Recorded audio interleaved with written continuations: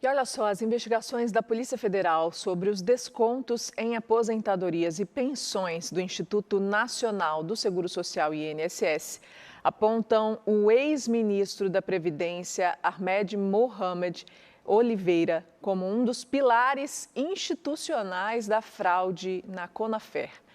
Anteriormente chamado José Carlos Oliveira, o ex-ministro mudou seu nome para Ahmed Mohamed Oliveira Andrade após se converter ao islamismo.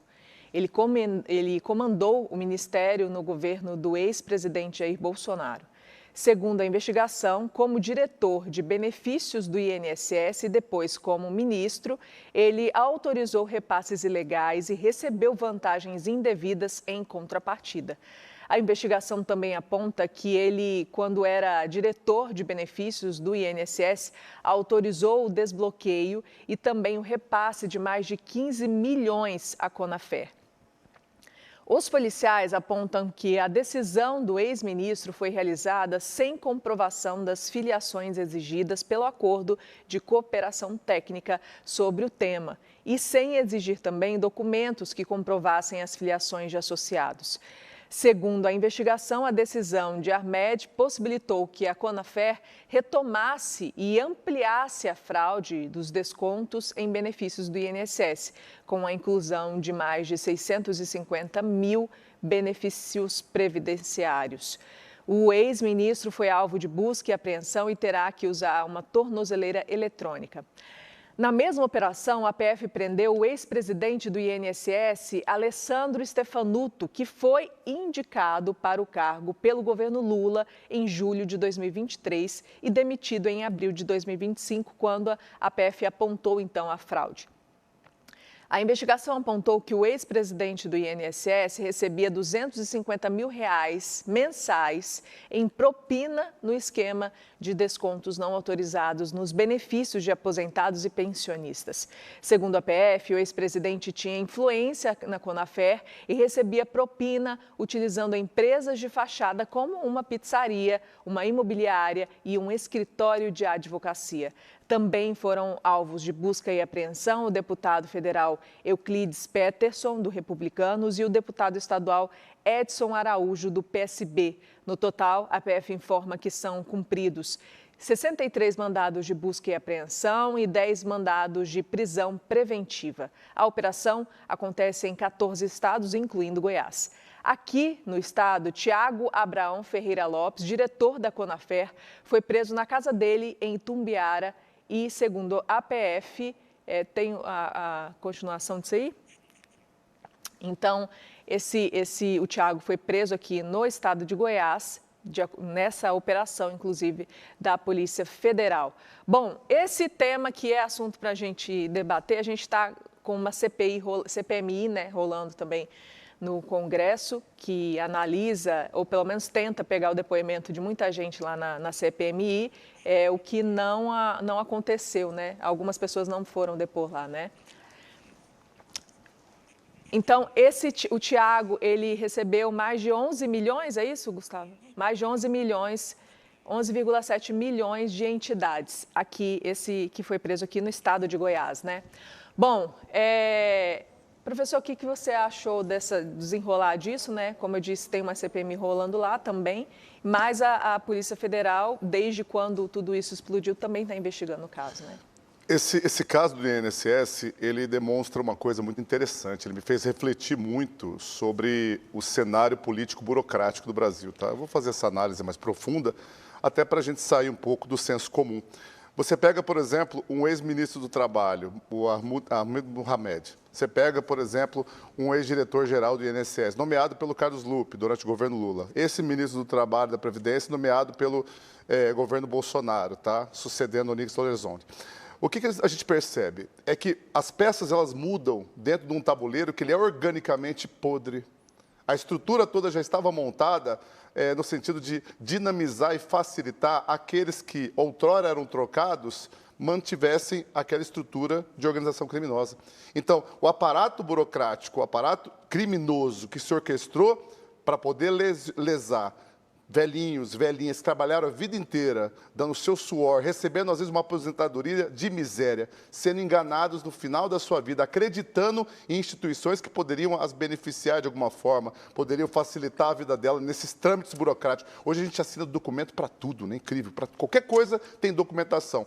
Então, você pega toda essa estrutura que perpassa governos. Felizmente, a Polícia Federal começou a atuar por autorização da superintendência do diretor-geral da PF agora, né, recentemente, nesse governo, mas você pega toda uma estrutura que está montada, em tese, do início do governo Temer, tá? Mas se você for ver, isso deve ter muito mais tempo, sabe? Então, assim, é uma máquina pronta para operar no desvio de dinheiros, bastando apenas que agentes estejam sendo nomeados ali dentro e caiam nessas garras, nessas benesses de fazer com que, o dinheiro de um aqui entre para o meu bolso. E sabe o que eu acho mais curioso? Você vê um ex-diretor recebendo R$250 mil mensais para poder estar corroborando com isso e autorizando essas assinaturas, inclusive fraudulentas. Aí você pega um rapazinho que às vezes vai lá, rouba o celular, e a pena dele é maior do que um cara como esse. Eu acho que todo crime ele deve ter a sua incisão da força da lei, independentemente do que aconteça. Mas, provavelmente, essas pessoas têm bons advogados, né? Vão pagar escritórios de advocacias maravilhosos que vão recorrer, no final das contas, eles cumprem um tempinho de pena e, dali a pouco, eles vão ser soltos. Enquanto cerca de 35% da população carcerária do Brasil ainda está esperando o julgamento, a maioria ladrãozinho, sabe? Então é o seguinte, ou a gente muda, de fato, a forma como o Estado se orquestra na raiz, inclusive fazendo-se valer a justiça de forma firme, ou os policiais vão continuar fazendo operações, as pessoas vão continuar sendo presas, mas daqui a pouco elas vão ser soltas. E aí tem aquela questão que se eu não me engano, né, se eu não estiver errada, começou lá com a Lava Jato, dessa mudança na legislação para que essas pessoas que lesaram, né, financeiramente o país e os brasileiros devolvam o dinheiro, né? E isso é o que precisa acontecer. O que eles indenizarem o país, porque até o momento quem está pagando o rombo é o próprio aposentado, né? É a própria população brasileira que está devolvendo um dinheiro que foi roubado dela mesma. Ou seja, eu estou devolvendo um dinheiro que roubaram de mim mesma. Exatamente, então, não é? Perfeito. O governo ele atuou nesse sentido em curtíssimo e curto prazo, porque os aposentados precisam do dinheiro, de qualquer jeito. Mas aí está. Até, é o que eu falo, no Brasil, para você resolver um problema, você precisa de muita burocracia, muito empecilho, né? Muitos obstáculos. No Brasil, você vai correr uma corrida, é como se a justiça brasileira fosse uma corrida, tá? Mas para você chegar até o final, você precisa passar por muitos mais obstáculos do que outros países que avançaram no seu sistema judicial. Então, aqui, o que mais me deixa aborrecido nesse sentido é que, de fato, para você cobrir esse rombo, primeiramente, esse dinheiro sai dos cofres públicos, sabe? Então, isso é preocupante, isso é triste, sabe? Novamente, isso envolvendo diferentes governos, porque a máquina está aí. Enquanto não mudar a máquina de uma forma geral, vão passar governos, vão entrar agentes que estão sujeitos à corrupção e vão se corromper. Na CPMI, viu, eu me lembro, inclusive, de uma fala do próprio presidente da CPMI, dizendo que existem indícios de que essa fraude acontecia desde 2013, 2015, né? Então, muito tempo. Sim. Mariana, é uma situação realmente estarrecedora, né? A gente para pensar que a pessoa que contribuiu durante uma vida inteira acaba tendo uns descontos indevidos sem ter o próprio conhecimento daquilo que está acontecendo, sendo lesado durante muitos anos, é algo que é uma grande covardia, levando em consideração que uma pessoa idosa, uma pessoa que está numa condição de aposentadoria, muito provavelmente ela não acaba acompanhando o desconto que está tendo naquilo que ela está recebendo como benefício. Concordo em grande parte aqui com o que o professor disse a respeito do problema do Brasil, questão envolvendo corrupção, que é um problema sistêmico. O Brasil realmente criou-se uma máquina no qual pessoas que entram e saem acabam sendo vinculado àquele sistema que é danoso, que é viciado.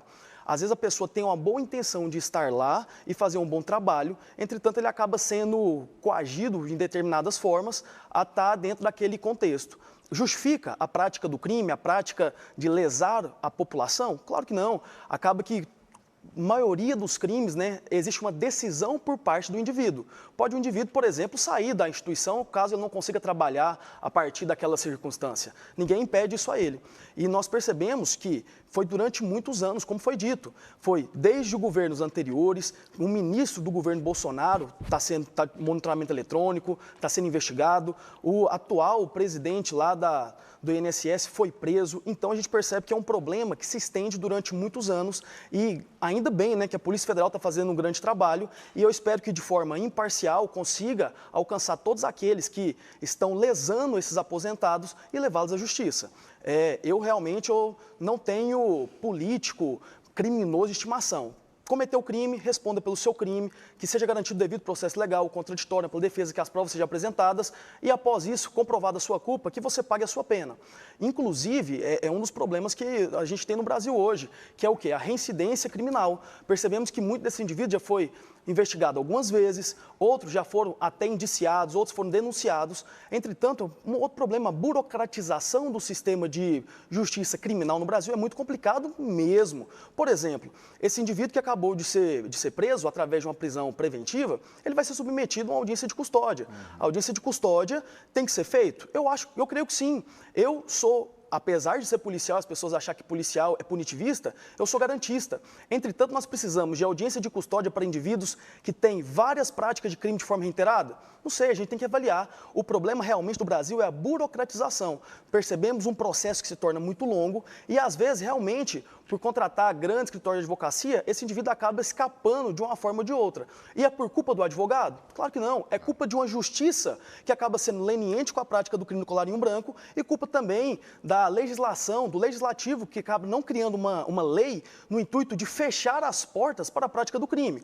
Uma coisa que eu apoio inclusive, a caracterização desses crimes contra a administração pública, praticar funcionário público, esses de grande gravidade, e como um desses que foi praticado, que seja considerado crime hediondo no Brasil, para que exista procedimentos processuais penais que venha a prejudicar esse indivíduo para fazer com que a prática daquele crime não seja compensativo para o criminoso. Então, realmente, nós percebemos isso. E outro detalhe, isso também derruba uma máxima, né? Que, na verdade, o criminoso é porque é de origem pobre. Negativo, é um indivíduo rico. O indivíduo com grande poder aquisitivo está praticando crime. Então, não trata a respeito da onde ele nasceu, a condição financeira dele. Não é fator determinante para a prática de delitos. Senão, nós não teríamos criminosos ricos respondendo processo e praticando crime de forma reiterada. E aí é bom que isso não pare por aqui também, né? Porque o que a gente percebe é uma pessoa recebendo, assim, para a minha realidade é muito dinheiro, R$250 mil por mês. Que isso? Né? Mas se a gente for levar em consideração a quantidade de dinheiro que já foi desviado e roubado desse país, que é na casa de trilhões, né? Inclusive a gente viu muito dinheiro sendo devolvido para a Petrobras, para os cofres públicos durante a Operação Lava Jato. Então, existe gente, inclusive, acima, com certeza, que está recebendo muito mais do que isso. E que isso não pare por aqui, né? Essa investigação não pare por aqui, é o que a gente espera, e que chegue em todas as pessoas envolvidas e todo mundo que foi beneficiado até o momento com todo esse dinheiro desviado, roubado do bolso dos aposentados e pensionistas nesse país, né?